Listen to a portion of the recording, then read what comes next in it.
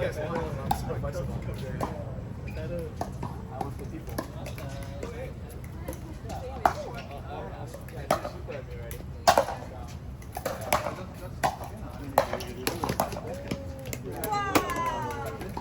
Nice try.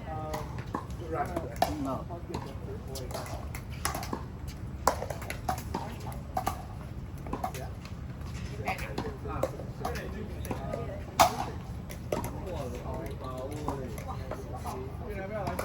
We can maybe do a vote.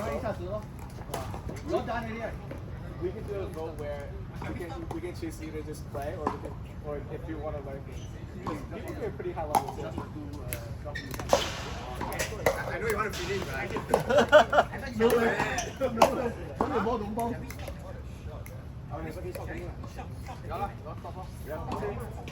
Hey, bro, you guys real quick. Yep, you guys real quick. Hey, bro, you guys real quick. Oh, I won't waste your time. I promise. Yeah. Okay, everyone get a little bit closer too. So first and foremost, thank you, Ivan, for hosting. This is super last minute. I texted him like 4 days ago maybe, and I was like, oh, I'm gonna be in Singapore, and I tried to find the local Reed clubs. I saw this place high intermediate, so I was very curious about how good you guys actually are. So maybe you guys can show me a little bit after, okay? Quick introduction about myself. My name is James. Very nice to meet you guys. My duper is 5.43. So right now I'm probably the highest duper in Malaysia, Singapore, Hong Kong, China, maybe everything around here. Okay. So the reason why I'm here on this trip is that out of curiosity, who has heard of Friday Pickleball before? Yeah. Okay. Some of you guys have. You guys probably have seen content online about Friday. If you guys don't know Friday, we are not a small brand. That's a very common misconception. We are actually the 6th largest brand and in terms of sales actually in the U.S. Right. We are 6 people.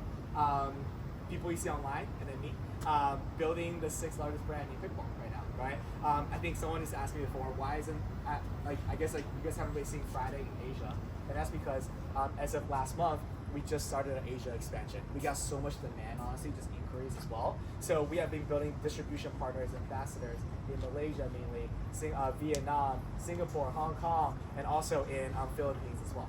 Right? I just want to give you guys a quick introduction about the paddles. If you guys have seen online, basically, like, these paddles have been sold out twice already in the US, and we only released them for a month, right? Which is crazy.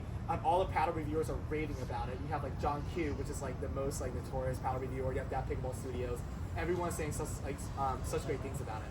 And I just want to give you guys a quick overview, okay? My personal paddle, oh, by the way, I brought a bunch of paddle for you guys to try as well.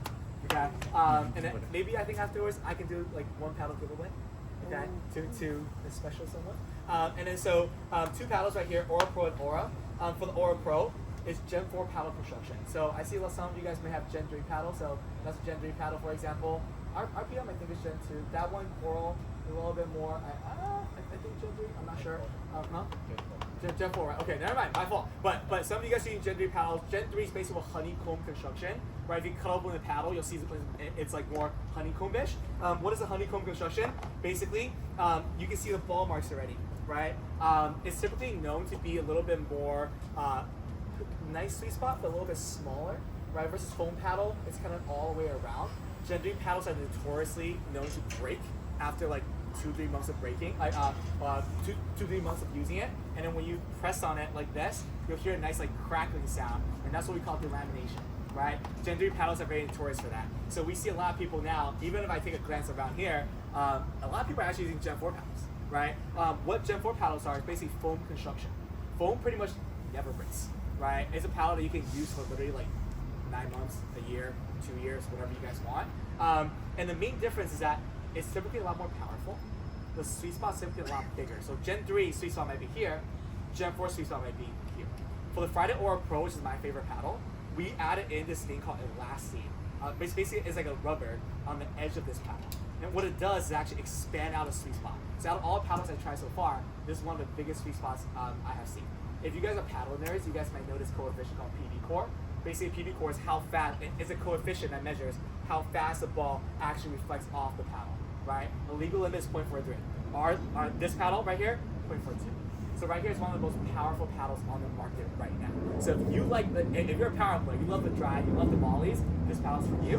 And now the main difference from this and the boom stick, which I think I see maybe one or two. no one has a boomstick. Wow, that's right. So the main difference between this and like more of a boomstick is that this paddle right here has a lot more dwell.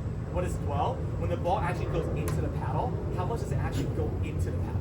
The more it goes in the paddle, the more you're able to shake the ball, the more quote unquote forgiving a paddle is, right? So this paddle, yes, it's powerful, but it's not stiff. So you're gonna realize that when it comes to the actual soft things as well. Similar to all foam paddles, the more you play with it, the more loosened up the foam gets. So the sweet spot actually expands more and more and more. So if you pick up my paddle and play with it versus a brand new Aura that I just opened up, you're gonna find there's a big difference as well. I brought a lot of different ones for you guys, some that I've kitted up myself. I have put grips on it, I put weight on it, and there's some that's stock, basically with nothing on it. You guys can feel a difference in it. Personally, I like some weight. And then real quick, the difference between Aura and Aura Pro, yes, the same color. The Aura, a little bit less powerful, a lot more dwelling. Basically, you like if you're a tennis player, you're gonna love this paddle. Almost all tennis players I've met so far, they like the Aura more than Aura Pro because you're able to get so much more dwell on this paddle. The shape that you can put on this paddle is insane. It's a lot more trampoline effect, right? And then Theory 102. This is a Gen 3 paddle. To be honest, I've never played with it, right? But this is a paddle that Rachel Robacher uses. She just won the PPA Women's Double this past weekend. This is one that Kyle Kazuto uses. He just won the second place in US Open this past weekend as well. So this Gen 3 construction, very powerful still, very big sweet spot. Try it out, let me know how you guys get it, okay? I have a very limited amount of demo paddles, so if you borrow it, please bring it back, okay? And I would love to kind of hear your thoughts on it too, okay? And then here's what I'm gonna do. I'm of course one of the top coaches in New York City, right? I want to host a clinic for you guys, but only if you guys want to. So here's the thing, right? I know a lot of you guys also want this to play. So I'm curious, who here wants to actually do a clinic? And the topic of the clinic will be what you guys want to learn. So basically, you guys will vote and be like, oh, maybe you guys want to learn to flick. Maybe you guys want to learn to roll, right? You guys have high enough level to learn those things, right? Whatever. Is that vote? So whatever you guys want to learn, we will do. Very democratic process. So out of curiosity, who just want to play open? Oh. Okay. Well, some of you. Yeah. So if you guys want to open play, go for it. Right. So I'm assuming everyone else wants to learn something. Is that true? Raise your hand if you want to learn something. Cool. Great. I'm here for you guys. Right. Okay. So if you want to open play, please feel free. Like I'm not holding anyone hostage at all. Right. It's all willing. And then for the people who want to hold clinics, right? Here's what we're gonna do. Literally just raise your hand and then tell me a topic. And then if people are interested in that topic, raise your hand. And so I know like what majority of people are interested in this. Is that okay? 10 seconds. Anyone have a topic they want to work on? Anything. I can teach you guys anything outside of two-handed backhand drives and two-handed volleys. Okay, and it's because I don't use that. So I don't wait teaching.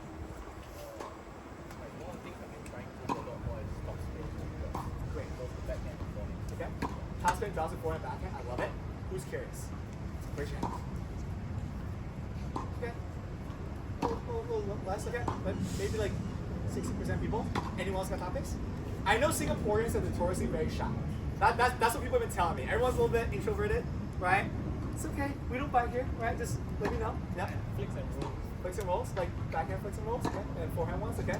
Who wants to learn like forehand and backhand flick and rolls? It's one of my favorite topics to teach. Okay? Maybe a little bit more, right? Anyone else? Aggressive thing, so basically like top spin things. Right, top spin things, okay? And like so forehand and backhand, I'm assuming. Anyone want to learn that? Raise your hands. Okay, a little bit less. Maybe one more time. Someone else want to say another topic they want to learn? Last one. Why not? Go anything, I'll just I'm quite curious about how you construct the point. Yeah. Like point construction? Yeah. Okay. A little bit more complicated, but yes. Okay. Who wants to learn point construction? We can probably like sprinkle that in a little bit. Okay. So let's do forehand and backhand plays, okay? If you want to learn, come on this court. We'll learn here. And if you want to open play, you can go to any other court. Okay, cool? And then do we have baskets and balls? Or do we have balls in general? Balls?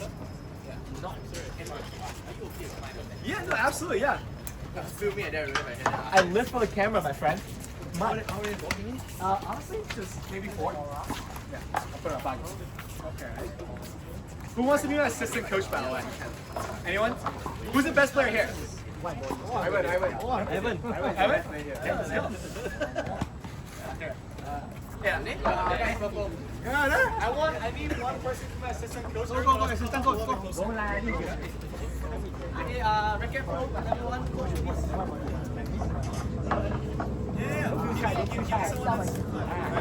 I don't go for negative demo. Okay. Do you mind going on that side? Okay. Guys, you guys come up a little bit more. Like, I find this super interesting that a lot of times, like, I host events, and, like, people will, like, stand in the corner. I'm like, what are you guys doing, right? You guys can't see me, I have to yell, and I don't want to do that. Okay? Okay. Ready? Also, guys, I'm, like, super friendly, I'm super nice. So literally, whenever you guys have questions, just, like, stop me, right? Literally stop me whenever you guys want, and be like, hey, James, I have a question. That's it. I know you guys are shy. You guys probably wouldn't do that, but like seriously, do it if you guys have a question. I'd rather answer it because if you have a question, someone else also has a question. Okay. So work today. We're gonna go over both back and flip, back and roll, forehand flip, and forehand roll. And exactly how to practice that. Okay. How's that sound? Good. Okay. Let's talk about the flip first. But before that, we have to understand core positioning real quick. Okay. Now, when you're playing a game, you have to understand the concept of shading. Right, so can I borrow you real quick? Stand right there, and then can I borrow you right there? Okay. So imagine we're in a game, right? If you are not in the right position to flick, you cannot hit the flick. So basically, you have to understand core position, right? And the concept called shading, right? So imagine I hit the ball to that corner right there. So imagine I'm hitting a ball there, and if I were to stand here, right? Whatever balls were to come back will be pretty much hard for me to flip. Why? Because chances are, when I pull someone wide, they cannot pull me back wide. So a lot of time you want to make sure you're shadowing and you're moving along with the ball. So imagine the ball's there. Do you mind holding the ball in that corner right there? Right? So exactly. So you guys are high intermediate. You guys understand the concept. One person should stand in front to cover that angle. But the second I pull someone out wide, I'm going to be waiting here, ready to hunt for the ball. Does that make sense? Because again, if I were to pull him wide, very rarely can he ever pull me back out wide. And if he were to hit the ball in the middle, I want to make sure, which is the easiest shot for him, right? When you pull someone out wide, someone's bailing out, the middle is the easiest spot for them to hit. So in general, I want to make sure I'm hugging this middle, so if that ball were to come, I can hit that flip. But if I was standing here after pulling someone wide, and they're bailing themselves out in the middle, guess what? How am I going to hit this flick here? I can't, right? So positioning matters a lot here. You have to understand the concept of shading. Basically, the concept of shading is just wherever the ball goes, one person's always in front of that ball, and the other person is covering the most probable angle. Does that make sense? So right here, the most probable angle for at that point, if I were to pull it out wide, is this. Obviously, it's a different story. If I give him this complete dead ball, like that, I probably wouldn't want to hug all the way here, right? Because he'll just pull me out wide. It's gonna be an easy ball. But you get up real quick. Do you mind going to the middle of your court a little bit? But if I were to hit like a very aggressive thing out wide like that, then absolutely, I want to hug that piece. Does that make sense? And also, it's really hard for him to go where? To go straight as well, right? This is pretty much his only spot that he'll feel comfortable with. Does anyone understand? Like, raise your hand real quick if you understand the concept of shading. Great. Honestly, it's a good amount of you guys, right? That's really good. Okay. And second, how do you actually reach in and prepare for the ball, right? And when do you know when to reach and when not to? In general, in your level, there's a hierarchy of shot selection. Okay? The highest layer hierarchy is if the ball is high, always attack it. In your level, if you're initiating an attack, chances are you are winning that point, majority of time, right? Second layer hierarchy, if the ball is high enough but you cannot attack it, it's impossible to take that ball out of the air. Basically, you always want to be thinking about, you want to try your best to take the next ball out of the air, right? Why?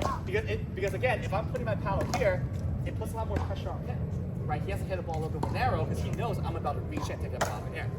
It's an offensive shot, also a defensive shot. Of course, it's also like the dink roll, kind of like that, right? When we're dinking, I'm in here, I can put a lot more pressure, not even attack, just a nice little push, and I can take time away from my opponents, right? That's also very important. Or, it's a very defensive shot. If I don't take this ball out of air, just like that, right? If I didn't take it out of air here, that ball is gonna do what?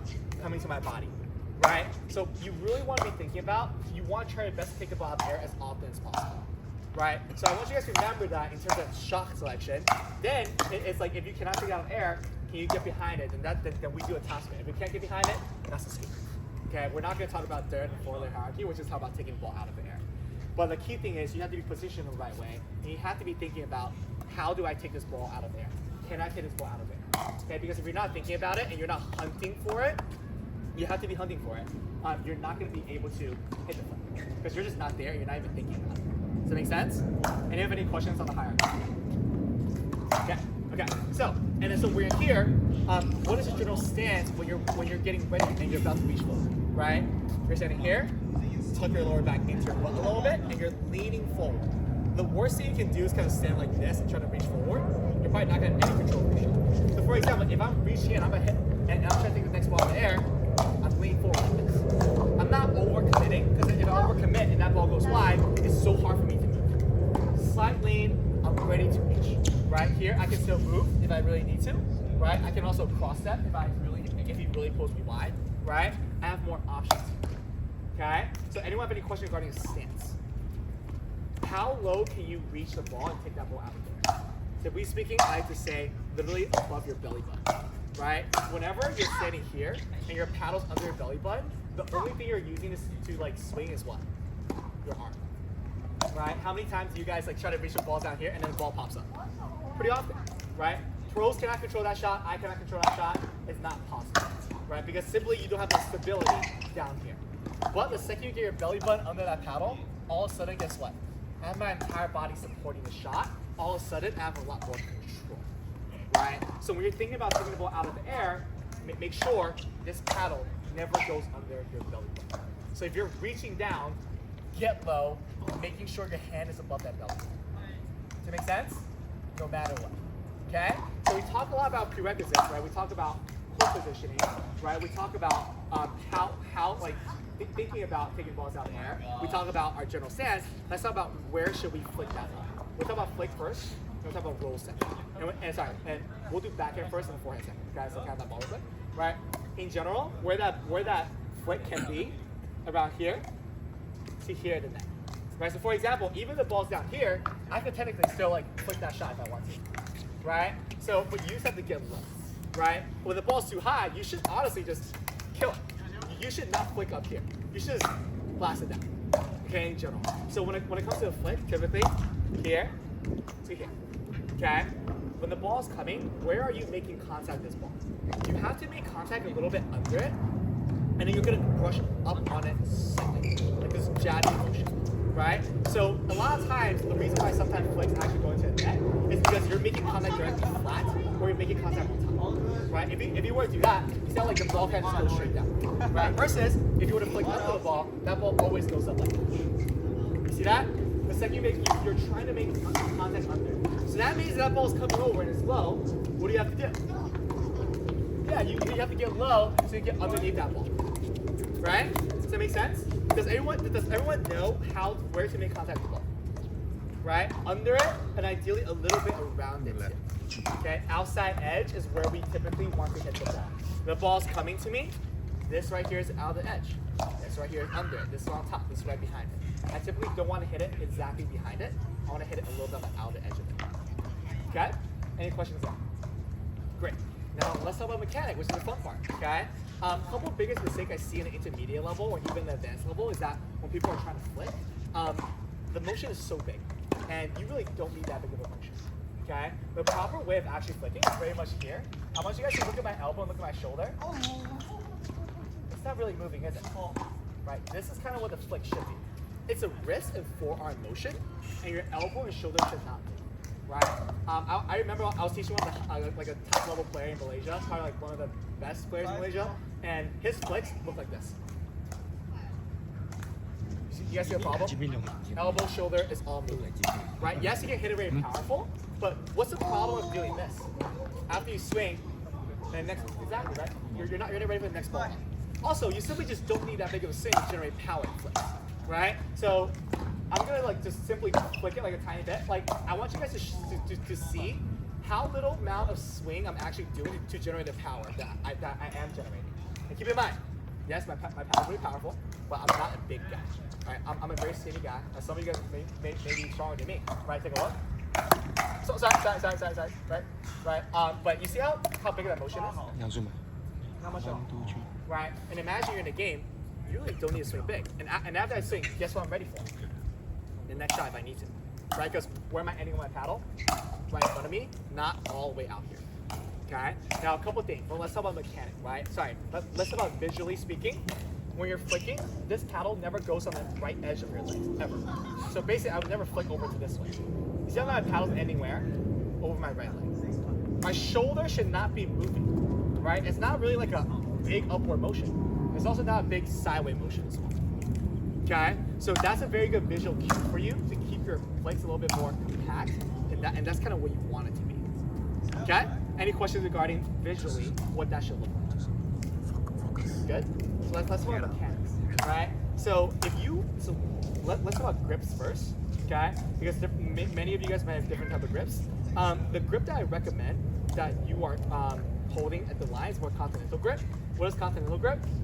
You're holding your paddle down the hand, you're shaking hands with that paddle, and then you're sliding your arm down, okay? Notice how my knuckle is at this, my index finger knuckle is on this edge right here, okay? My hand is a little bit vertical. It's kind of, I have a trigger finger up here. I think majority of you guys are high intermediates. You guys probably already know that, right? The worst thing you can do here is hold it like flat like this. I hope none of you guys are doing that. Always diagonal, okay? This is kind of grip you want. Now, when you're about to go out and you're about to reach forward, if you were to not raise your elbow, you will have to do what? Bang your wrist all the way in, which is really hard. I want everyone to try this. Get the elbow straight and then bang your wrist all the way in. So this is a load-up phase of the flick. This is tremendously hard, right? Especially if you don't do anything with your elbows, right? So what we do, and what I like to teach, and you will never see this anywhere else online because I've never seen it online, is that when you're about to go out and flick, instead of doing this first, raise up your elbow first and relax your wrist and see what happens. And then now from here, do you guys feel like when your elbow's relaxed, your paddle's already kind of what? It's already coming inwards. And then now, bend it inwards. You see how much easier that is? Versus what? All the way out here. Right? You guys see that? If you raise your elbow a little bit, it gets a lot easier because your wrist flex have way bigger range of motion. You guys see that? Okay, remember that. Okay? You're not gonna hear anywhere else. Okay? I haven't seen it anywhere else at least. Alright? So you're here, you're dropping, and now right here. The common misconception here is that sometimes people do a gigantic load up before they actually put the ball. What I mean by that is sometimes people will go like this. You see how like I'm like winding up all the way inside, almost pointing that paddle into my body? You don't need that much, right? Typically speaking, all you really need is a small load up on your wrist here. Your paddle head should be pointing downwards, and your paddle face is pointing where? Slightly down. Why? Does anyone know why? Huh? Yes, that's, but paddle face. Why is that paddle face facing down right here? Anyone know? More spin? Huh? More brush? No, so Well, that doesn't explain my paddle face. bottom move high. Okay, so the answer is, the reason why I start low, take a look at what happens every time I reach out. See how that paddle face always opens up? Understand, like every single time you're about to reach out and you're about to reach for a ball, that paddle face naturally opens up. You see that? Right? Every single time you're about to go out, your paddle face opens up. So you have to be very conscious about that. So that's when we start a little bit more facing down, and because by the time we make it out there, our paddle face is going to naturally be flat. Right? Versus if we start flat, look what happens when I go out. See how the paddle face opens up and now it's facing upwards. So understand, every single time you're about to reach forward, that paddle face is bound to open up, meaning open up more pointing to the sky. Does that make sense? Okay, so that's why we wind it downwards a little bit. And by the time we make contact with the ball, we're here, small load up, we're gonna stop it. We're not gonna let it go all the way over. You wanna imagine if you're kind of throwing a card, right? When you throw a card, you're not going like, you're not going over like this. You wanna stop it the instant you're about to make contact with the ball.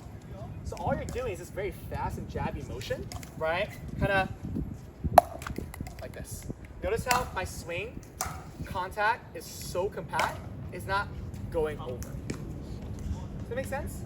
Okay. Now, how do you practice that? You can even start slow, or maybe you have a pillow, like any soft surface in your house, right? Get close to it. How close? You never want to be 100% reaching. Ideally, you're pretty much making contact about your 70% of your max reach. Okay? So here, pretty much 70% of my max reach. I'm here, my elbow's lifted. I'm loading on my wrist, and then I'm kind of pushing on that surface last second. Right? You should see that snapback. If you see a snapback, you're probably doing something. Okay? Anyone have any questions on the general mechanics of it? More visual cues for you guys when you guys are grabbing a paddle. If you have look at where your finger is.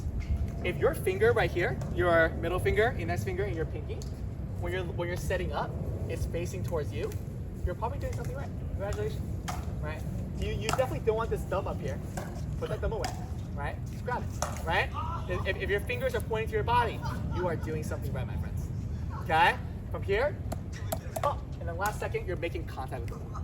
Okay? You don't want to stick too long to the ball. What do I mean by that? So imagine I don't stop here and I go all the way over. Then that means I'm making contact here and then I'm basically pushing over. I'm not trying to push at the ball. I'm trying to strike it in 1 second and 1 second only. Not even like maybe like 0.1 seconds. I don't want to touch the ball for long. Because the longer you touch the ball, the less power you're going to get. Does that make sense? Cool. And now, some of you guys may not be able to generate as much power as I did. How do you add a little bit more juice? Okay? As you're about to go out, you can also use your legs a little bit. Okay? So imagine I'm reaching forward here. My weight is already leaning forward because what? I'm hunting for balls here. Right? What I'm gonna do is I'm gonna push my weight just before I'm about to go out. I'm gonna load up my legs a little bit and I'm pushing my weight forward, and look at where my weight is now. It's kind of my toes now. You see that additional kind of boost forward? I'm not really going upward. I'm more trying to go like forwards. Just that small little boost from your legs, and exactly what you did right there. This arm swing back will really generate a ton more power. Honestly, a lot of times you're not gonna have time to get your arm back on a flick, to be honest, a lot of times. But if you can't do that, that'll be more power for you. Okay? So again, you're here, look at me, going out together a little bit. I don't really do it because I have enough, to be honest, but if you want to get a little bit more juice, you can do it. Also, when you have more time, you can do it a little bit more. Does that make sense? Anyone have any questions on backhand flicks? Now, how do you practice this, right? How you practice is very simple. I want you to come up to the net a little bit, right? So, a little bit more, right? When you start practicing, always start slow, right? Don't try to hit like the most like powerful shot, because when you're practicing and you're trying to hit it so hard, you're gonna lose track of that mechanics. It's so easy to just like not know what you're doing when you're hitting hard. Versus if you want to do a little bit more, when you practice a little bit softer, you're going to be able to understand what that feeling is actually like. So one person should stand on this side of the net, and the reason why I make him step a little bit closer is so that ball is guaranteed to make it over the net a lot easier, right? So I'm gonna stand here. You have to have a paddle to protect yourself, okay? Because he might not have control over what he's doing, right? So I gotta be ready to be like, put my paddle here, right? So when you're doing it, I want you to try flicking, but don't flick it so hard. And the ball I'm gonna feed him it's not gonna be super top spinning, right? It's gonna be a little bit more floating, so you can catch it. Okay, ready? Here we go. Gentle. No. Use your wrist and flick it. Yeah, use your wrist and flick it. Right. So kind of like this. See that? Ready? Yep. Exactly, right? Obviously, I know you know how to do it. Two. Yep, there you go. Two. Nice, very good. Okay, so after obviously he knows how to flick. That's very, very clear to me, right? Afterwards, have him step back a little bit, right? And then now I'm gonna feed him again, doing the same exact thing. And once you guys feel very comfortable with the general form, can I have that ball real quick? What I'm going to do is, we're actually gonna play it out. And how do we play it out? Let's use some real in-game scenarios, right? I'm gonna feed you one ball, you feed me one ball back, and then the next ball, I'm gonna pop it up for him to flick at me. And after you flick at me, what am I gonna do? I'm gonna try to counter that ball, right? So we can both practice our hand speed, but also you being ready for the next ball. Ready? So we're gonna go 1, 2, right now feed you here, 3, right? And then I'm practicing that counter, basically. Does that make sense? So like that's how you can, so that's how you can practice this shot. And you have any question on how to practice this? Okay. A couple of characteristics of the ball. It has top spin. Okay. The ball, after you flick it, you see how it's like spinning this way? It should always have a little bit of top spin. Okay. And now a bonus tip. Can I get that ball real quick? A bonus tip here is if that ball is actually really low and you find yourself stuck here, look at what happens as I flick forward. that ball always goes into the net, right? But if you just drag it up a tiny bit, take a look. That ball also, I keep hurting you, right? You're in a prime spot right now, right? But you see how what happens if instead of going forward, I more go up, that ball does what? It rises up more. Yes, it's slower because physics-wise, what I'm doing, I'm going upwards more instead of going forward more. But if you were to flick a ball that's low, you kind of want to do that little smaller motion and more up. And that's how you get it over the net, right? Because if you try to flick the ball hard here, imagine ball from here, that ball's going into the net every single time. Okay? So you have to use different type of flicks in different scenarios. Do you have any questions there? Is there a spot that you're aiming to hit? Yeah. Good question. Where am I aiming to hit that flick? Honestly, in general, I would say in your level, you kind of just want to think about getting the flick over. To be honest, and then down. Because as long as you get the flick over and down, you'll be fine. Where I am thinking about hitting it depends on where that ball comes in. So for example, like let's say that ball will go across court. Like I was 8 times out of 10, 8 times out of 10, I'm aiming towards his left hand. So for example, he hits a thing here, and I'm flicking. I'm aiming towards kind of like that area right there. Why? I'm making him stuck, right? Or I might do a little bit more of an off speed. If I'm pulling him wide and I'm here, I'm aiming towards his inside hip right here. And the reason why is because he's stuck. He's bound to not counter me ever, right? He pretty much has to reset no matter what. So for example, here's a scenario, I'm pulling him out wide, he's giving me that ball to flick, I'm going kind of like that. Because when he comes back, what does his paddle look like? Like this or like this? So you should focus more on getting it down, but if you really want to think about it, these are like the 2 very good spots to go. Right? And understand the flick always goes where? A little bit more to the right. Unless you have very good wrist discipline, then you can kind of flick straight. Okay? Any questions on flick? We know how to practice it. So the next time I come back, you guys will all know, right? Yeah. No problem? Okay. And now let's talk about the roll. If you understand the flick, the roll is actually a lot simpler, right? The roll is, you want to hit the roll a lot more often, not when you're skating, to be honest. Because honestly, nowadays, like, even if you watch pro play, dink rolls rarely ever happen, right? No one really rolls the ball anymore, right?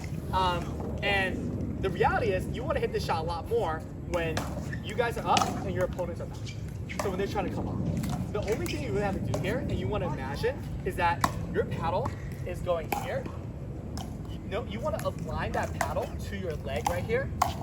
You want to lock this wrist, okay? Lock your wrist and it's not moving. And as you're making contact with the ball, notice how the paddle face does what? It flattens out. You're making contact when the paddle face is flat, and you're just going all the way through. So what it looks like is kind of like this motion. The only thing that's moving is what? My butt. I'm kind of going up and down a little bit, right? And my shoulder, right? I'm not going over like this crazy, right? It's just here. The key thing here is that you do have to get your body under that ball.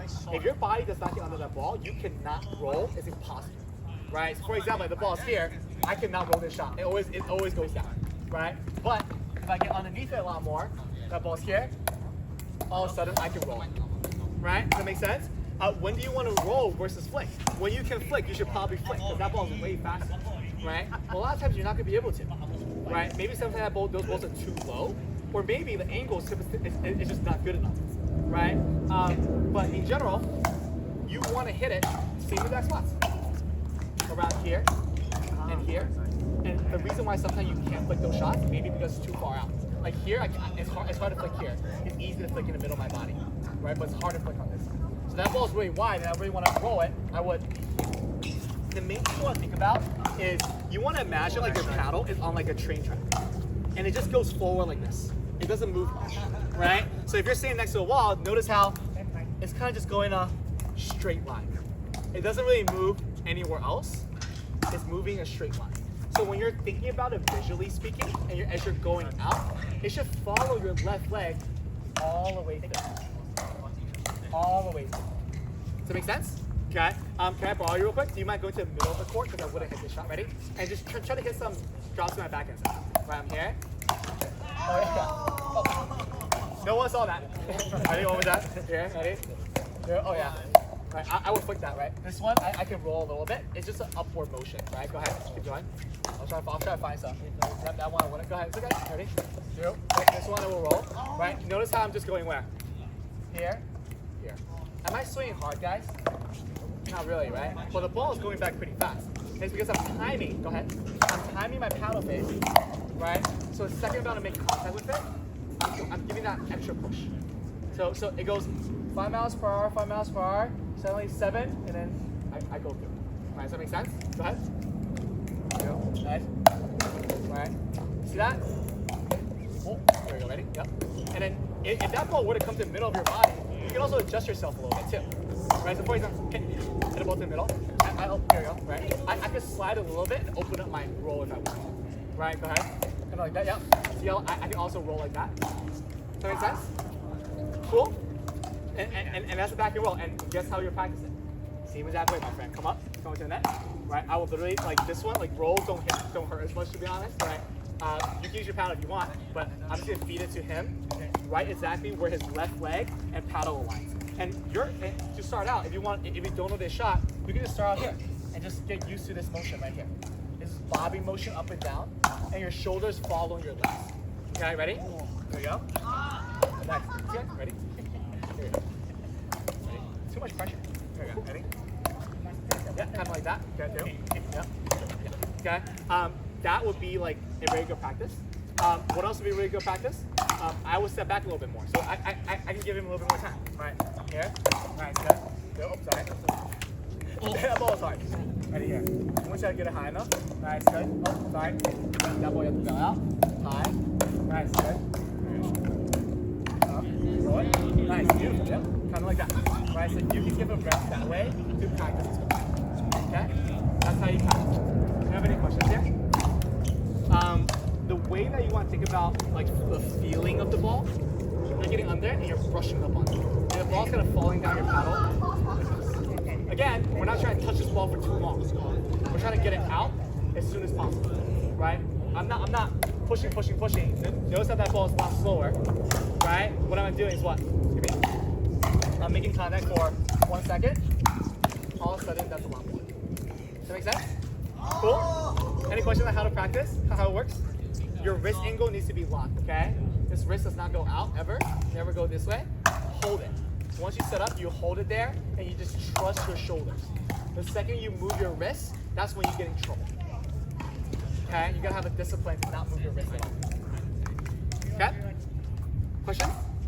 Don't be shy. Guys, I'm very expensive outside of this, you know? I'm very expensive outside of this. Right? You guys sure there's no questions? Because no questions, I'm gonna move on. Once, twice, let's do it. Okay? Less about forehand flicks and forehand balls. Right? Backhand flick is here. Your general stance and motion is the same exact thing. Right? Here, you're reaching out. Naturally speaking, your elbow will be on top of your wrist anyways. So on top of your wrist here, so your wrist should naturally be able to fall down. When you're setting up, you want to kind of have that flat paddle face, and you want to bring that paddle face down. The more down you get, the more topspin you're able to put on that ball. Okay? Where you want to load up is pretty much about 50% of your total reach, right here. You don't want to load up here, because if you load up here, you're not getting much power. Okay? And then here, as the ball is coming, you're pushing with your legs first, and then you're meeting it, and then you're flicking over. 1, 2, 3. Okay? What should it feel like? Here, actually, you wouldn't flick the ball unless the ball is a little bit higher, like here. So basically, what you actually want to do instead of getting under it, because honestly, if you flick under it, look at what happens. That ball always goes up. So you actually cannot hit under the ball on a forehand flick. You have to hit it exactly behind it. So can you bring that ball over? Thank you. Right? So when you're making contact, you want to get it exactly flat. So by the time I'm here, contact, my paddle face needs to be flat. It cannot be this. It cannot be this, because that ball's going to fall, or it goes straight down to it. Okay? So you're going to start out 50% on reach. You're hunting for it. Out, you're pushing, flick. The main thing here, and the main error everyone gets into, especially in this level, is that you don't have control of your wrist. And you don't have enough wrist discipline. What does that mean? Look at me. Imagine this is a ball I'm making contact with. It's not about go forward. Notice how still my wrist is. It's not about going forward. And look at my paddle face. It doesn't really change much, does it? Right? It automatically opens up a little bit for sure, but my wrist is not moving. So when you're visually practicing this at home, you're practicing the motion, same as that thing. Find a soft surface. Put it around this height, right? Get low, contact.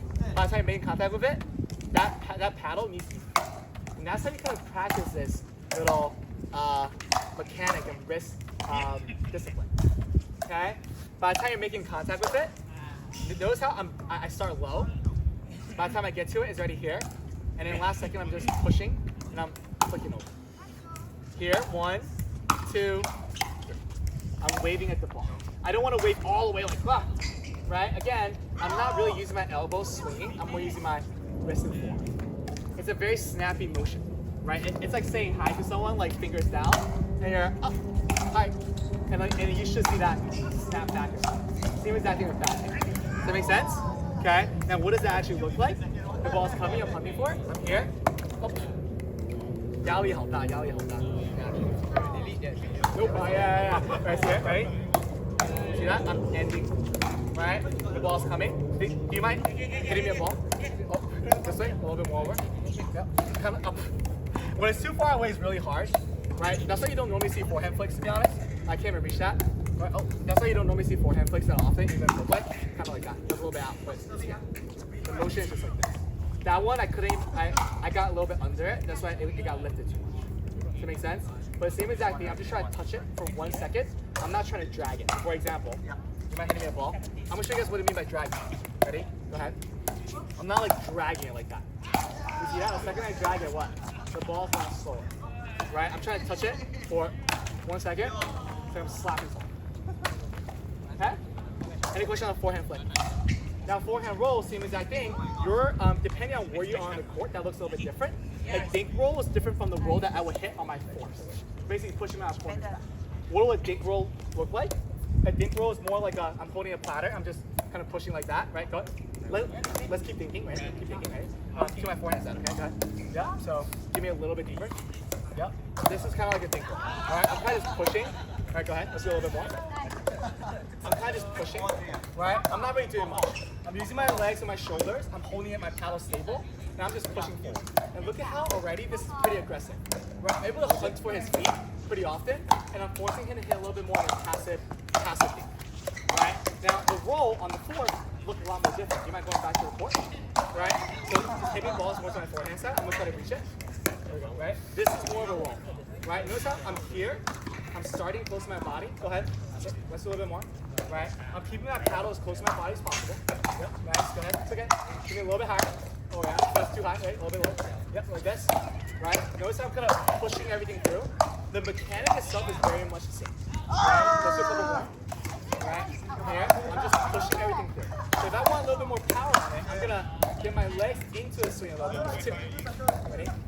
There we go. Right? Notice how when I get my legs into it a little bit more, all of a sudden I can swing a little bit harder. Right? Mechanically, here's what it is. You're here, you're about to load up, put more weight on your right leg. Load up on your right leg, and your momentum line is this. 4, 4, 4, and ends this. Okay? So you're here, push, and maintain your paddle face as flat as possible, right? If you were to do this, if your paddle face angles wrong and your wrists come up halfway through, look what happens to the roll. Right? So you have to maintain that paddle as flat as possible, but loose. It shouldn't feel tight, right? So what I'm not doing is I'm not doing this.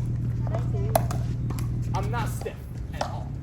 You don't want to be stiff. You want to be pretty relaxed as you're about to go out, because that's how you whip the ball a little bit, right? You're here, you're loaded up in your right leg a little bit more. Push. Last second you want to go through. Why? So you get that more toss. Right? Otherwise, you can't hit the ball that hard. Right? So, for example, if we're in a game, go ahead. I'm loaded up, and now I'm pushing everything kind of like that. Okay. Ooh. Right? Let's do it again. Go. Yep. I can go here. Oh, yeah. Okay, go ahead. Yeah. Oh, yeah. If I can't do it, I can't do it, right? If I can, for example. Low, contact. Notice where my weight ends up. I'm not just standing here doing this. I'm very much pushing. Right? Go ahead. Take a look at my toes. Here. Notice how I'm pushing everything. Where am I really hunting for? If I was playing an actual game, I'm trying to pull him wide and get to his feet. So for example, ready? If I'm hitting force, you see I'm pulling him like great get. I'm pulling him wide. I'm trying to get to his feet. And that's where I bounce one. I want to make my opponent feel super awkward. Where, oh, do I take this ball out of the air? Oh, or do I let it bounce? Like, I want to make him think, right? I don't want to give him balls like this because that ball is pretty much hit out of the air a lot of times. Okay? Versus if I hit a ball more like this, he's gonna have to think a little bit. Do I take the ball out of the air super low, or do I let that ball bounce? Right? That's kind of where you want to be. How you practice it the same exact way. Mechanically speaking, come up to the net. Forehand flick is a lot more controllable and it doesn't come as fast, come up a little bit more, right? Actually, I want you to stick your paddle over the net. I'm literally going to feed him balls like this, step back a little bit, right? Get wide stance, right? And then you're going to push him low, kind of like that, right? And this will trigger reaction time, hopefully. And once you feel comfortable with that, right, then you can push him back, be it the kitchen line. You can use your hand if you want, right? Same exact thing. You can push it forward. Right? Oh, sorry, that's a little bit high. Go ahead. A little bit low, through. There you go. Right? You kind of do it like this. Snap. There you go. Snap. There you go. Right? And then, if you really want to, you can actually play it out. 1, 2, I feed. Right? How do you practice a roll? A lot more often, honestly, at the kitchen lines is way better. Just even for us, as you guys saw in that practice, it was hard for us to control it a certain height. Right? So what I will actually do, come up. I might just take a back to the ball, and be in a kitchen line, and I'm going to toss it at like roll height, which is kind of like here. Right? So I'm going to toss it here, let it roll it. Nice, there you go. Right? And I can stay low. Yep. You want to go forward more. Get low. Bang your knees, bang your knees. Yep. Yeah, there you go. Right? Lower the ball is the more you bang your knees there. Right? You go through. Nice. Don't think about lifting, think about pushing. Right? There you go. Push it. Nice. Okay? And then you can also adjust your body a little bit. So imagine if I throw the ball into the middle of his body. What does he have to do? Right? Kind of like that, exactly, right? Yeah, and then you can practice that movement as well. And it's more of an easy simulation. Does that make sense? Yeah? Any questions there on what to do and how to practice? Questions? Cool. I spoke a lot. You guys are not spaghetti.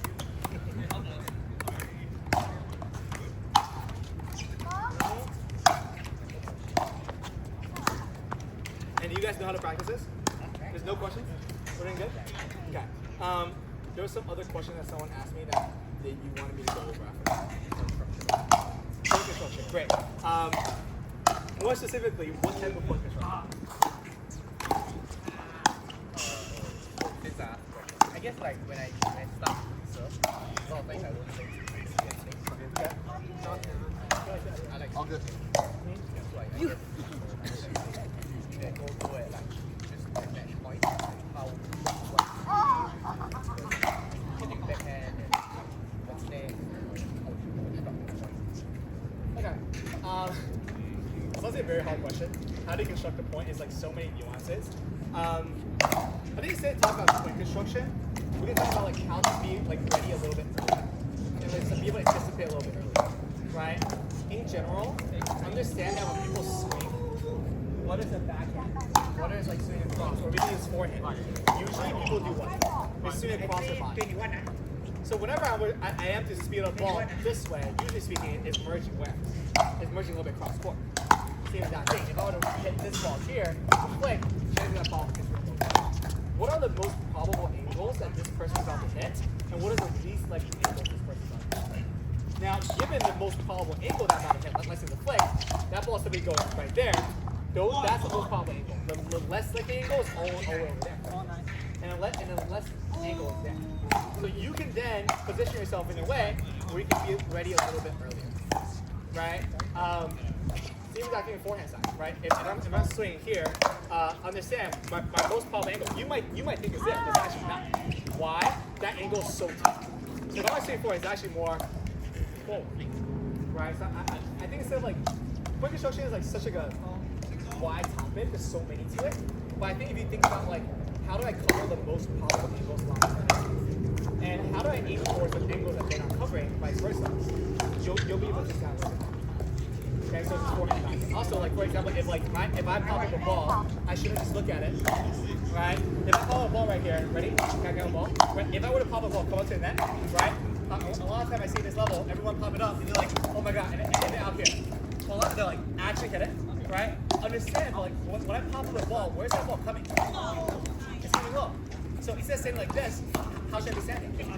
Here, right? So for example, if I want to pop a ball, I'm here already, so I'm ready for the next shot, right? And if I'm ready, I'm gonna hit some balls here too. If I want to pop a ball here, for example,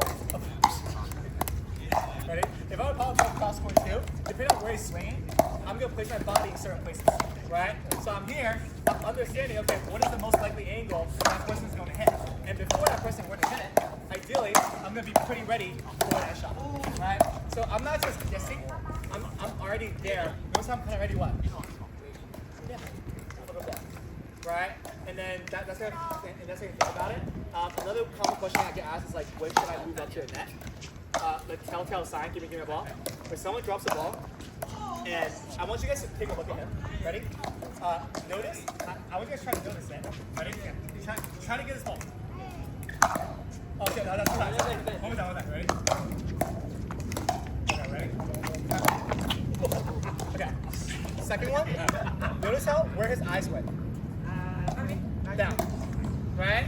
First one, he was looking the ball straight on. He sees me. I should not move up that much on the first one. The second you see your opponents, unless they hit a really good drop and they start looking down, move up. You're free to go. You can literally move all the way up, like literally like whatever you want. Okay? I get asked that a lot, right? And like that would be kind of like when you want to move up. That's like a telltale sign. Okay? That's kind of it. Anyone got any questions? End of class? No. Shut up. Right, let's do it. Alright. You guys want to play some ping pong? Yeah? Can we do some challenges? Like I can do like 11 points.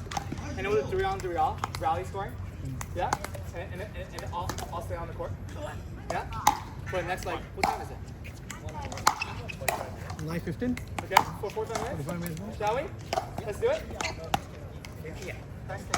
I haven't lost in the last 4 or 5 days, guys. So, yeah.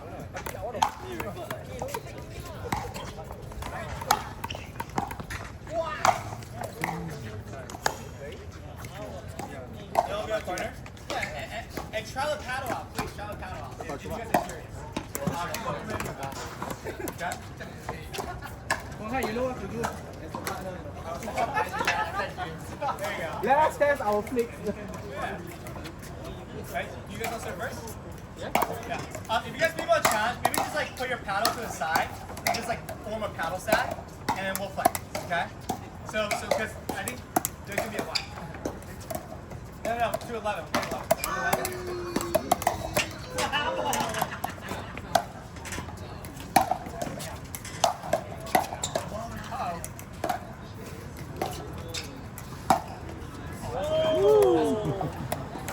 Zora Pro.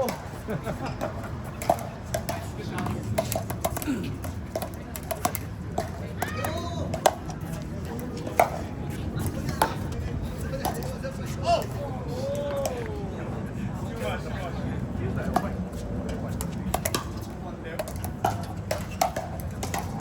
is it? You try which one? Okay, try. Your pro, is it? Try this one.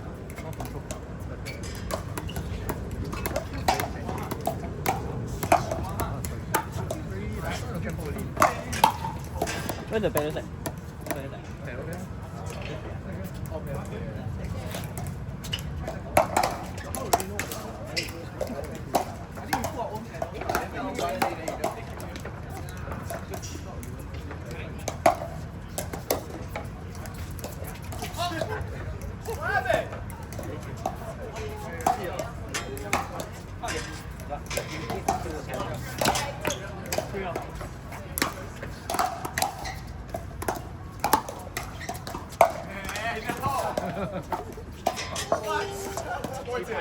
Yeah, no worries. There you go. That's good. Perfect.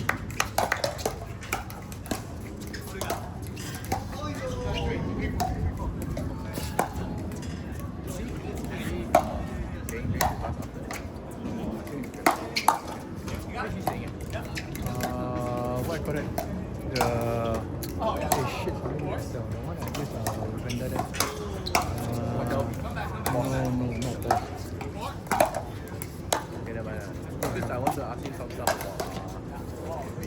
get pedal, Yeah. so I just wanted to check it later. We spoke to them before, but that was very early on and SKU 50. Oh. Like, okay lah, 50 a bit.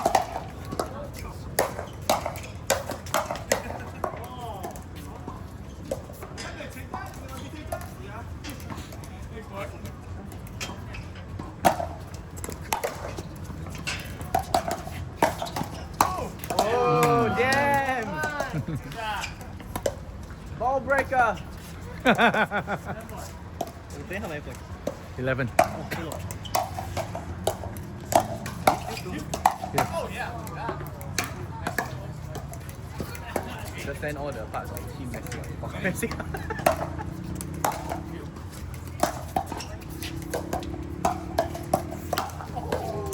Good.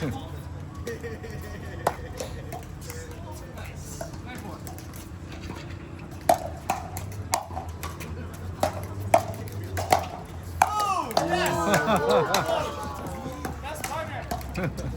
Nice. Okay.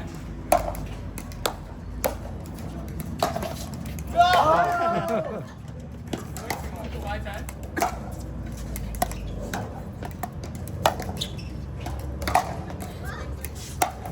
Oh. It's good, good. Oh my god. Unreal. One hand flick drive. That's crazy. Nice, 6 seconds.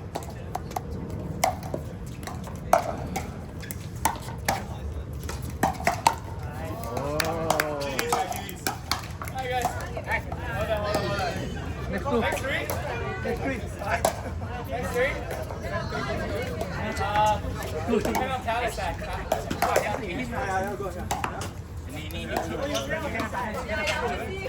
But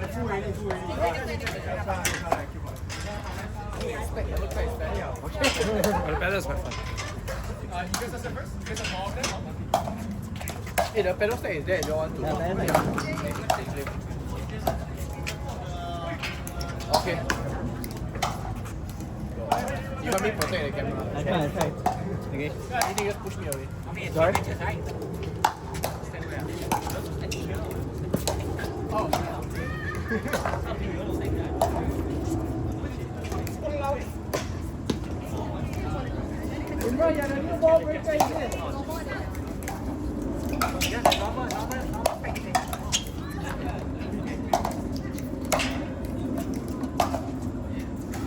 Oh, too much.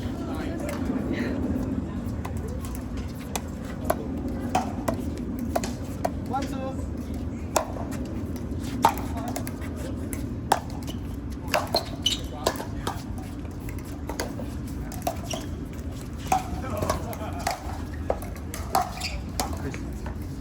That's it. Yeah, so one will be his partner.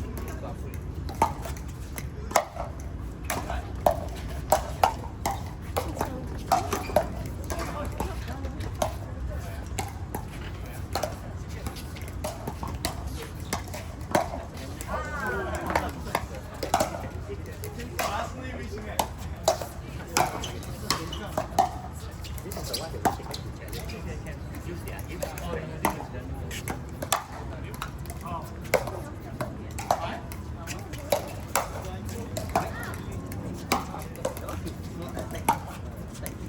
Yeah.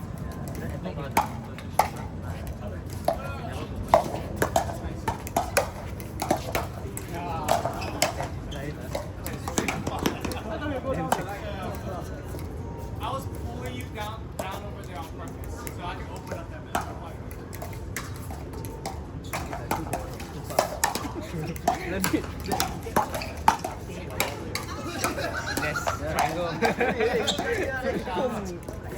Vision 100.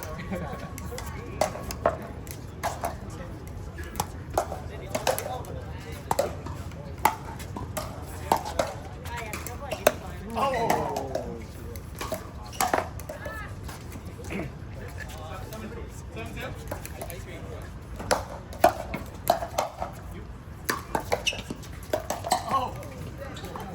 Very greedy. Very greedy.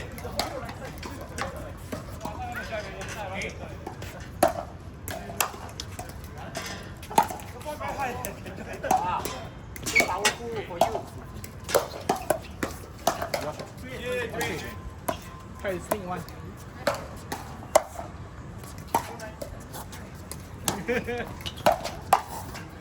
Oh, in.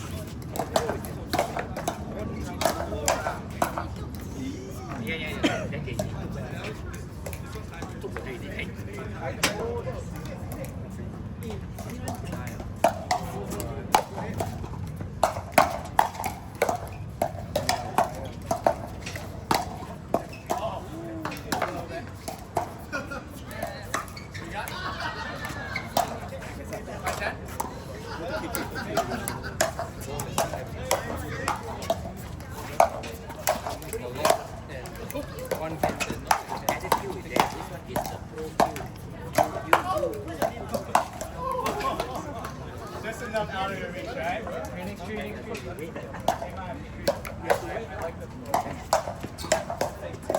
Oh shit. 看不到，看不到。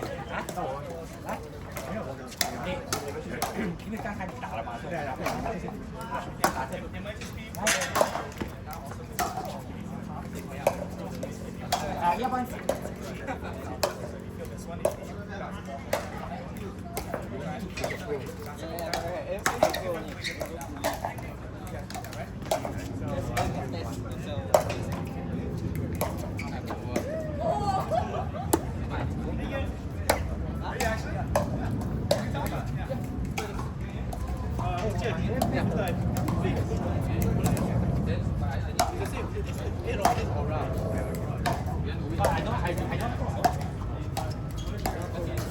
Pro already, he don't need the pro. He don't have the oral amateur. Alright, go guys. Okay.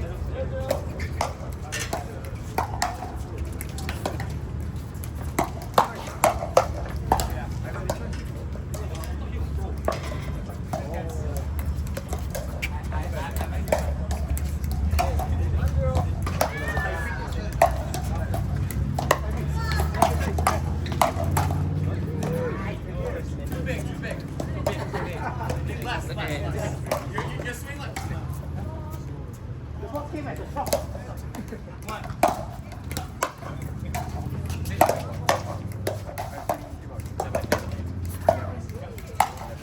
Oh my god. Nice spots, nice spots. Very good. Good pattern, good pattern.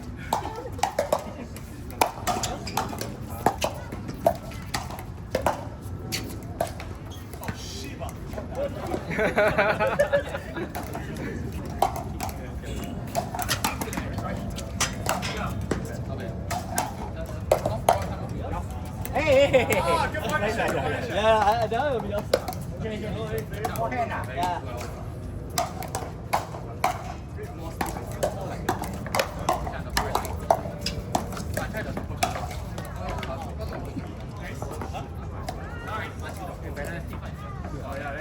你打了没有？你去打，去打。你放你是在这里面必须。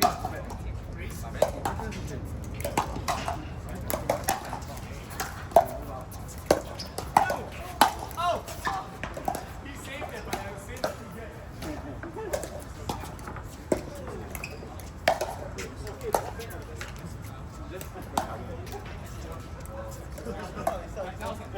要我先啊。You want the other way second? After I return,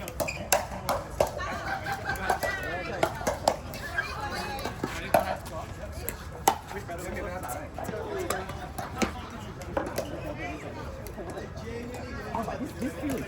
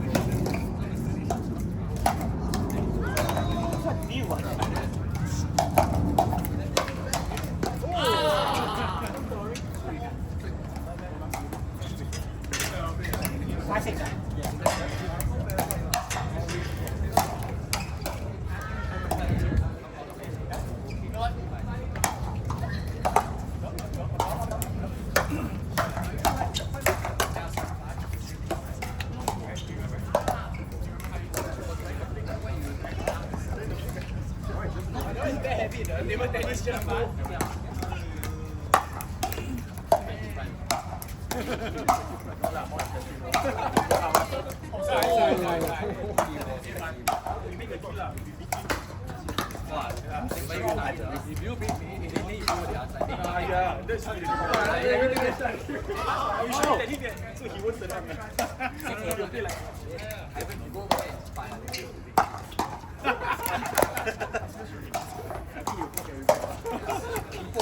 oh my god.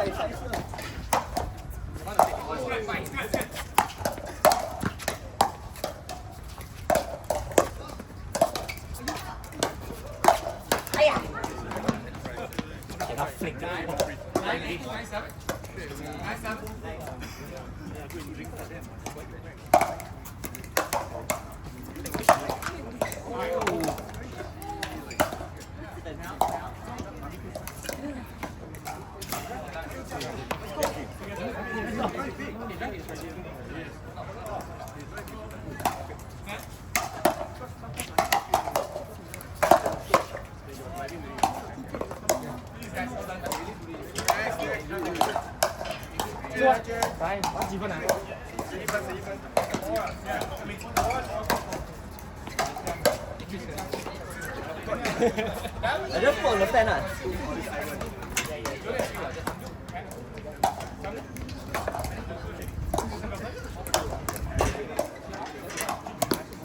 put on this, I think. 他是肖许的肖颖金炫你什么你也是 J1 好来好难啊好难来吧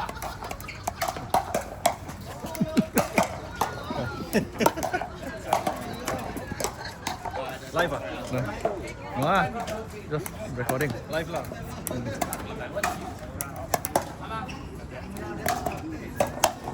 When you play, you get extra aura. You can feel your presence. You try already? The pedal? Not too bad. But this pedal there, I wouldn't know it's mine. I put my pedal first, then later I switch. Drive also. You know what you do at what? You do at something.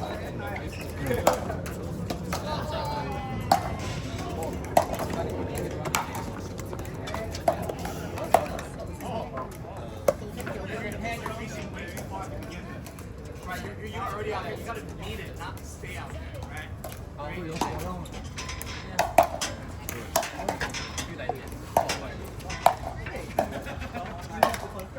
Y'all play that. Y'all play that.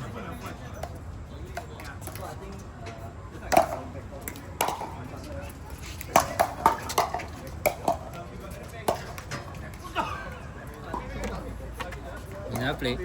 Next. Queuing there. What is it? You want to queue or not? Yeah, we'll queue. Queue. Then you can try his Friday pedal. Oh, yeah. Just queue there.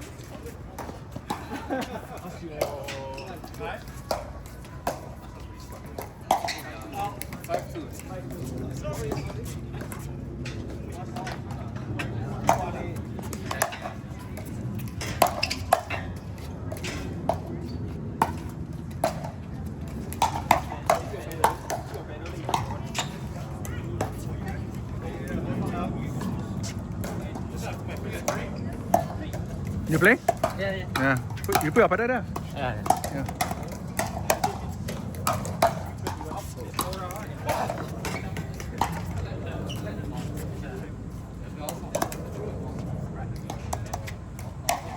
There's no pro there.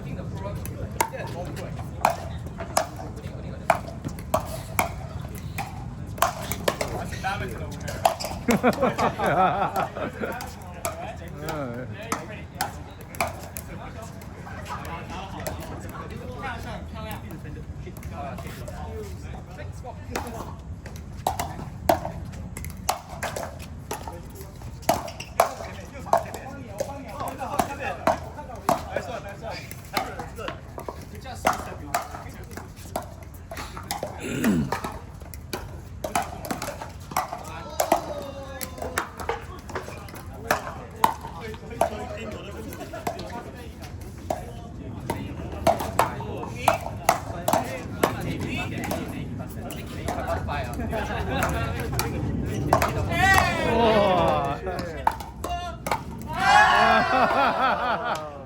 good point, huh?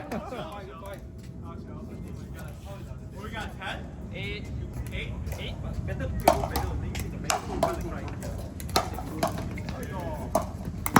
Oh, in. Perfect, perfect. 2 clean.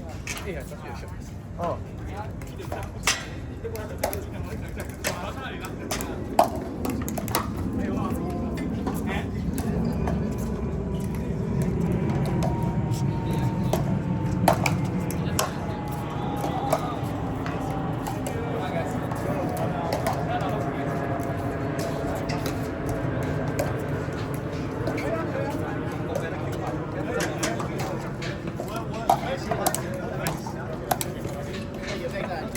Hey, next time I go and put my phone in.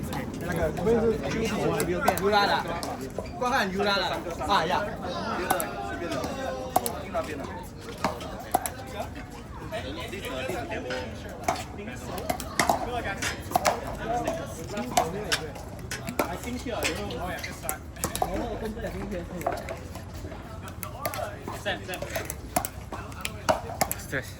Stress off.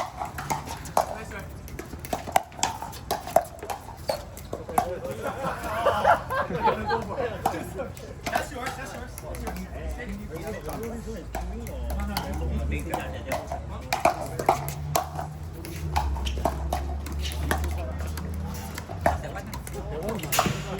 No, no, don't have.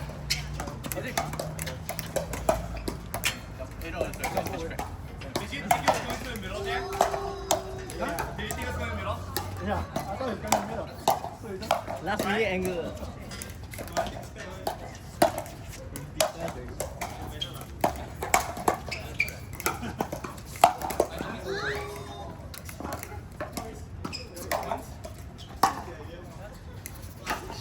What's up? 1-1, 1-1. 1-1. It's it? 2-2, Two, yeah. 1-2, 1-2. Huh? 1-2, 1-2, 1-2.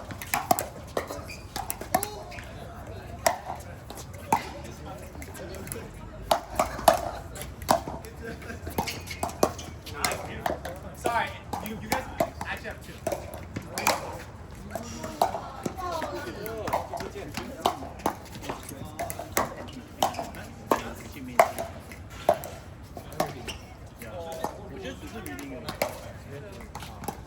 I mean, it's not just reading.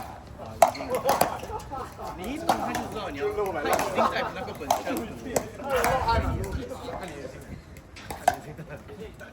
当年的看着我的眼睛。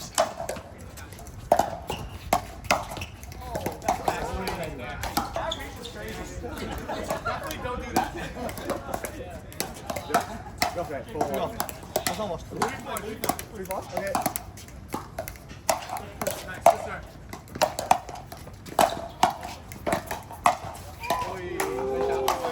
Nice shot. Well done, well done.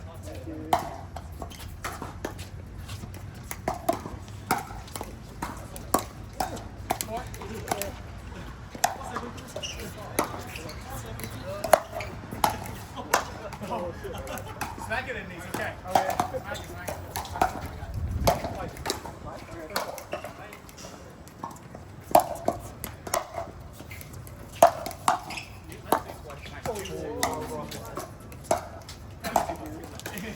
Big score.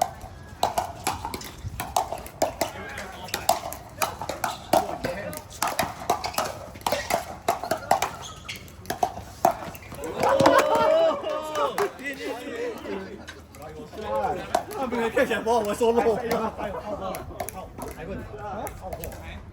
hit out first. Loaded. Look clean it. Oh.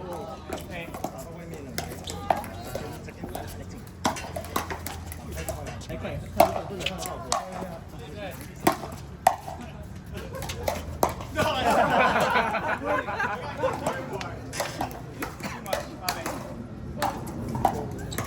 I'll be quiet enough.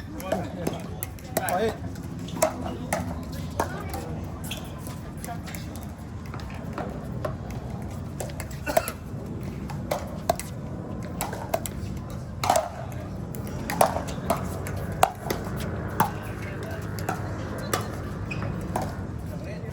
Nice drop. Very, very good drop.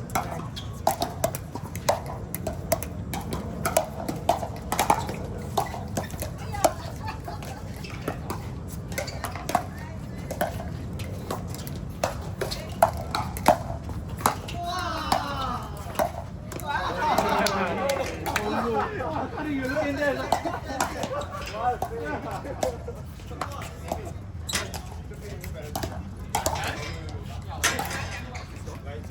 Seven? 10? 10 7. Okay. 10 what? 10 7. 10? Big serve, okay? 10.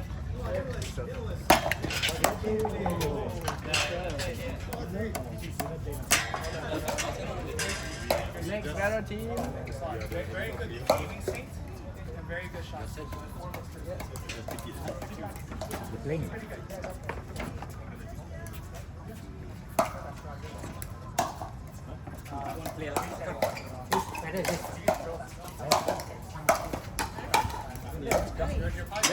Ê. Ủa lẩu rồi.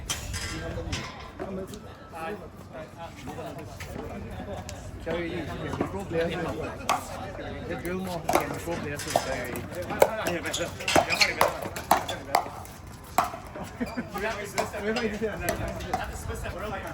You don't want to attack me while you're moving up because I'm ready. You're not. Alright? Come on. Yeah.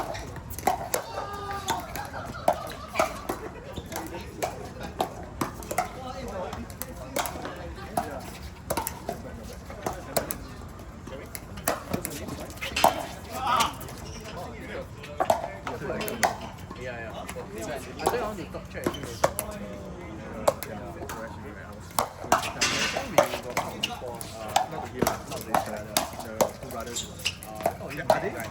Are they brothers? But in the end, because their time is very new, they got no good, like very good pedals, and they needed 50 something. Oh yeah, that's a lot. So I just hit 20 we still can consider. But that time we also very new lah. I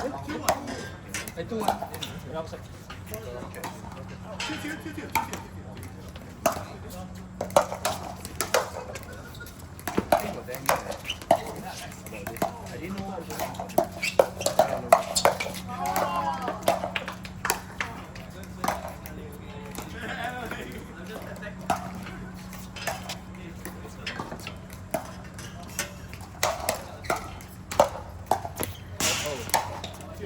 Anali doesn't serve like that. Hey.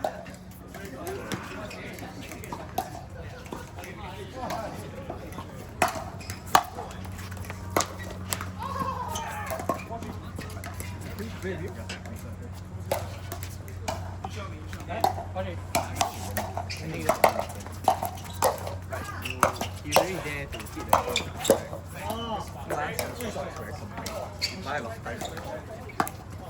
You don't need to be there like super early. Because he's in the right, He's already in the so Oh shit. wow, Hong Jie aim for the head, That was right? a big forehand there. Yeah, aim for the head. He aimed for the body bag on his teammate.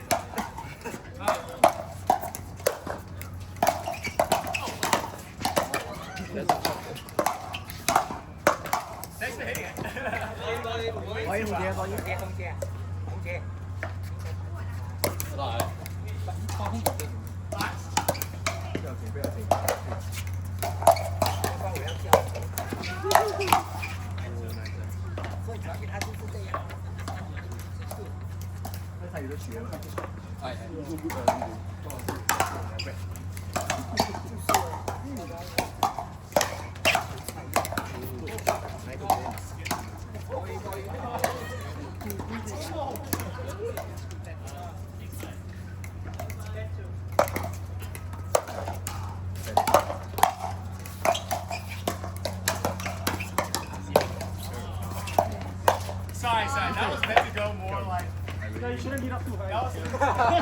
Six,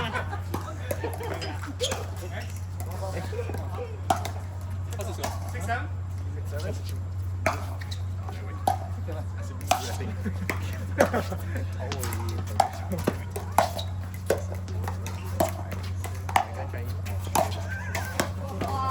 You know what I mean, right?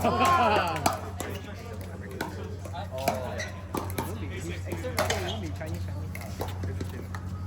You never know, sometimes they Chinese then they do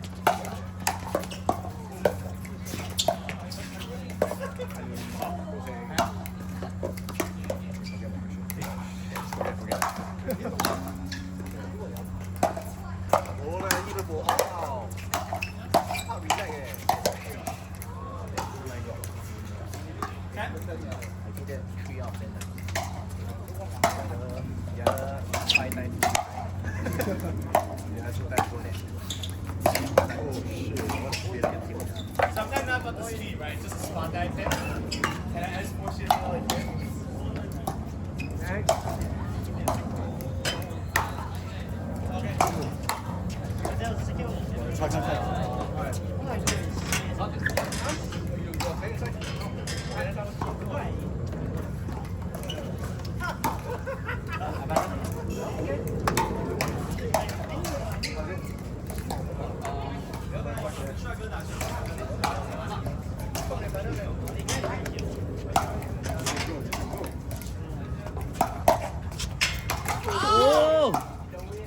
I block him.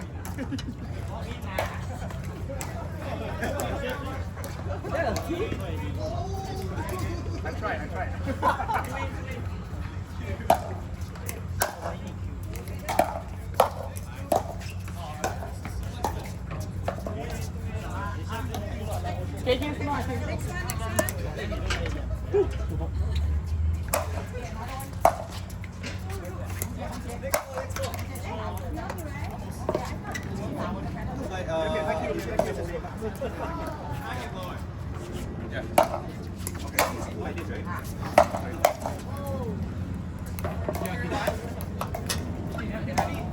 你说还要收起来？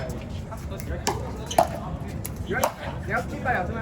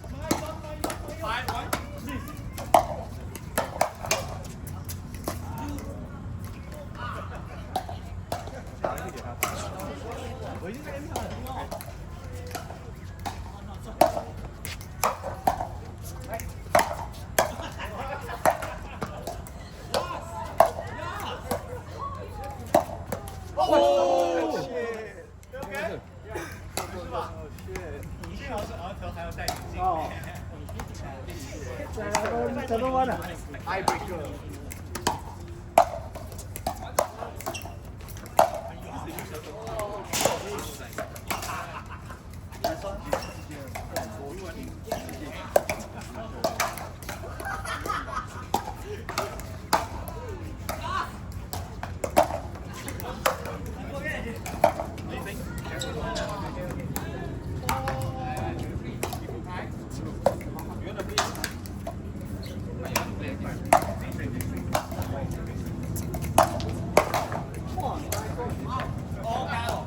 All paddle, right? Very easy to shoot the ball. Okay?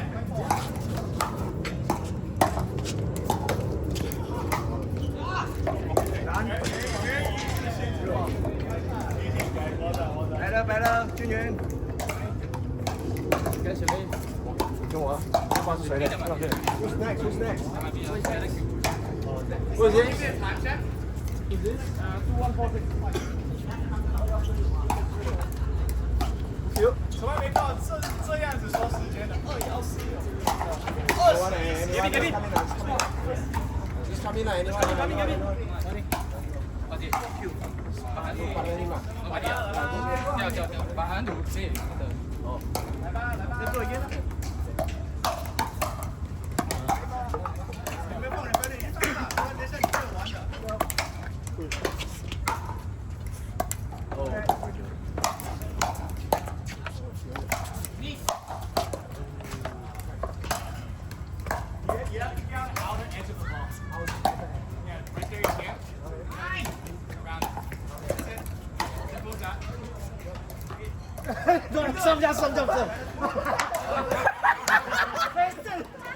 Hey, high intermediate, why you advanced beginner? Advanced beginner. Sorry, not beginner, maybe.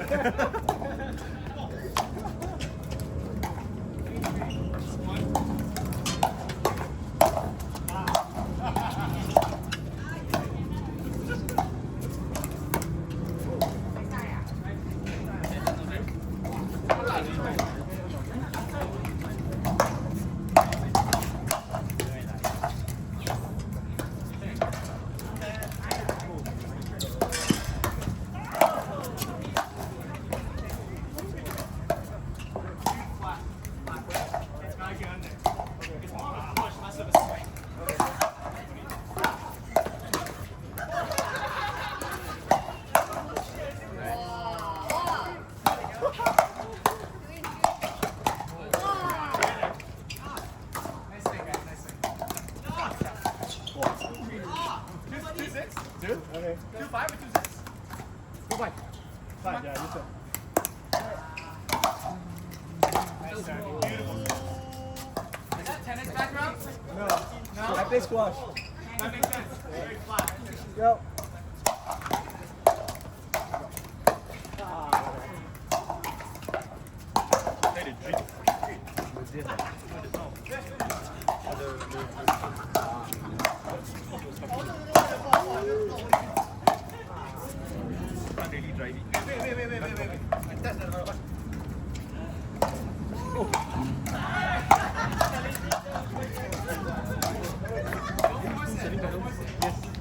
That's why I came to RPM, Honolulu, my main one,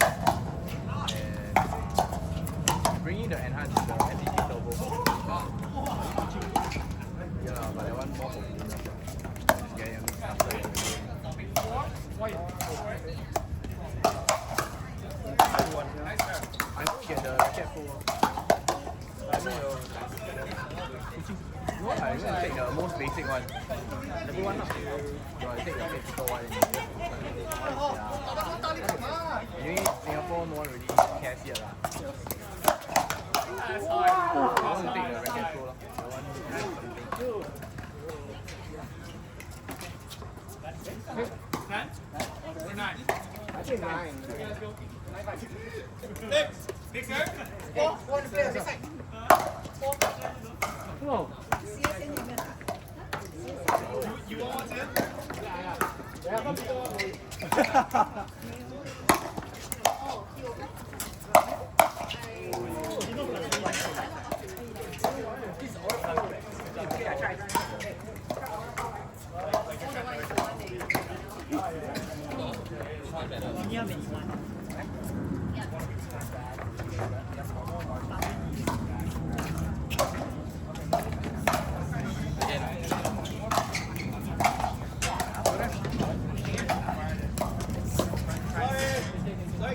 One more?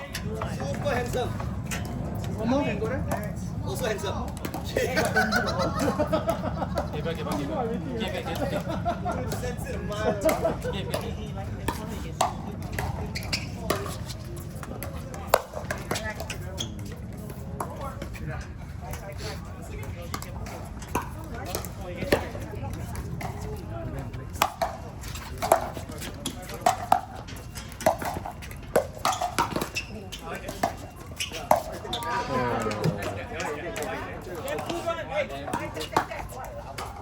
Really, he watch you move the space, then he went.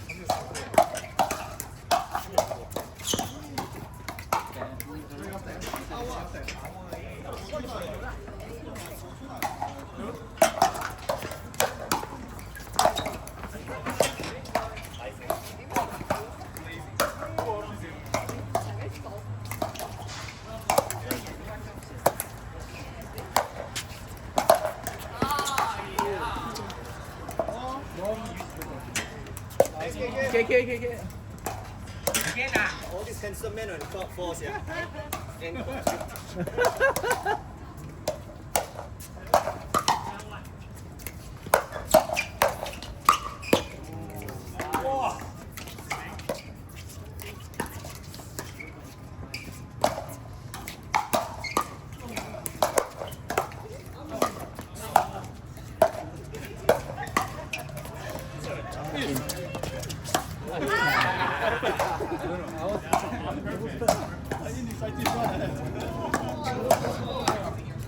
去原地修好赌。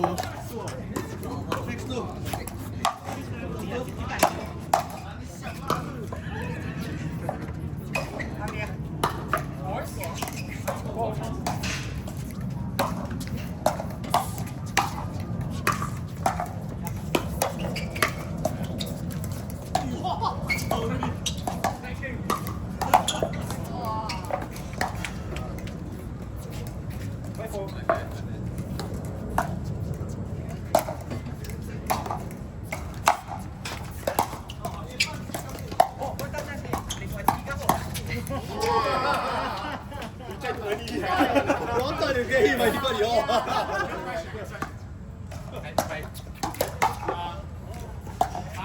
Five bar.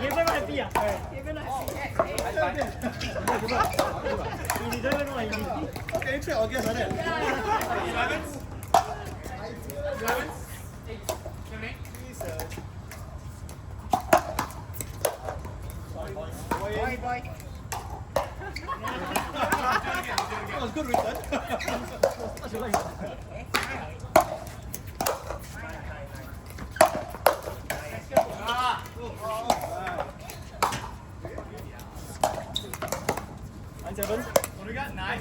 7? Oh, I might lose this game. Here we go. Lock in.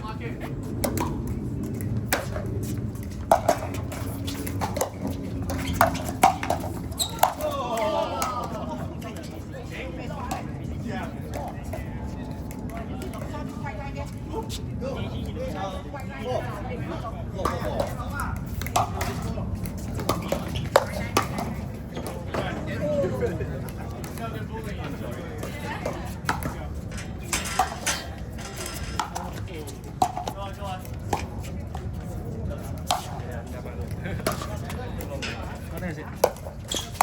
4 minutes.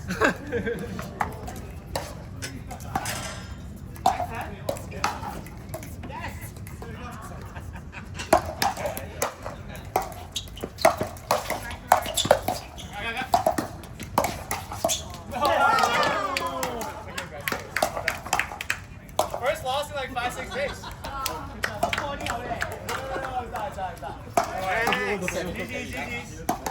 Next three. I got one last one, guys. One last one. Better. Going once. Going twice. There we go. So. Let's go.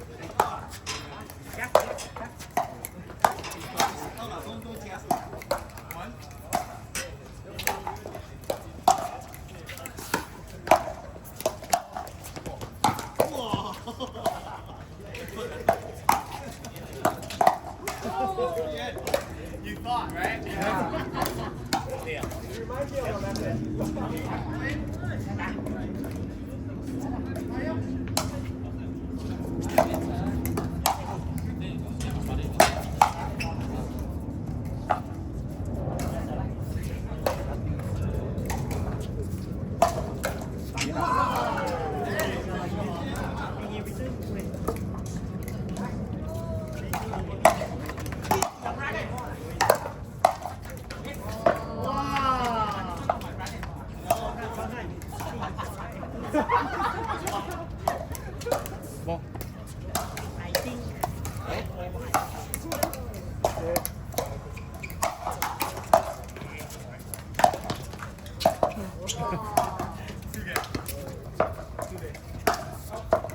Nice start.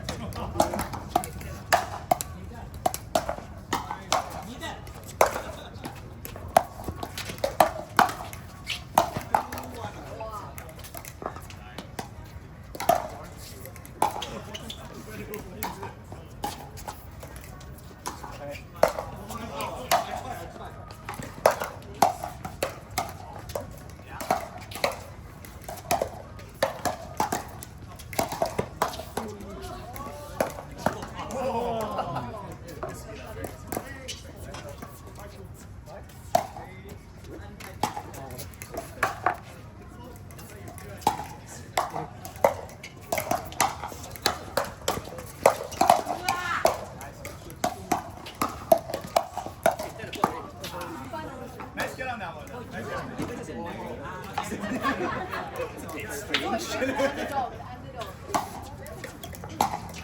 Alright.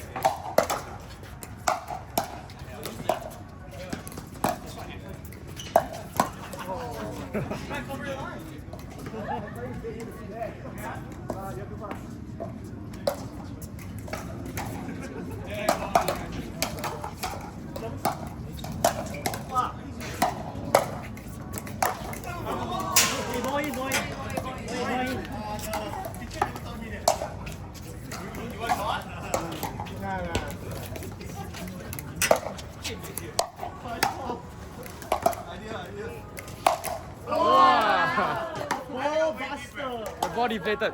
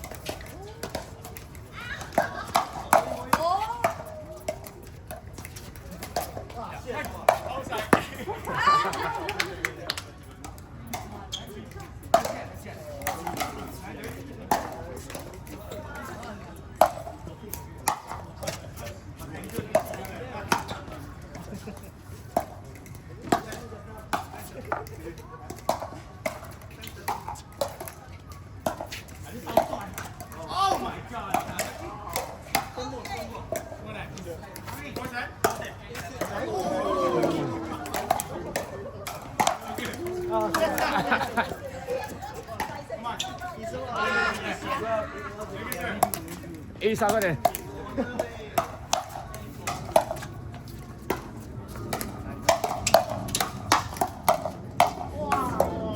Alright.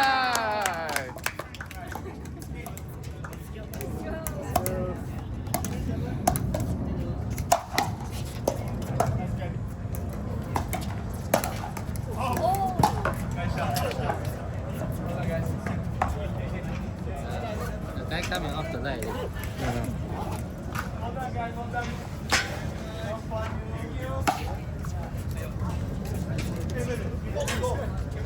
Yeah, you want to do a group photo? Yeah, group photo. Let's do it. Before you go. And please return my paddles if you haven't yet. Oh yeah. Jason, where are you? Now, you call the number of feathers.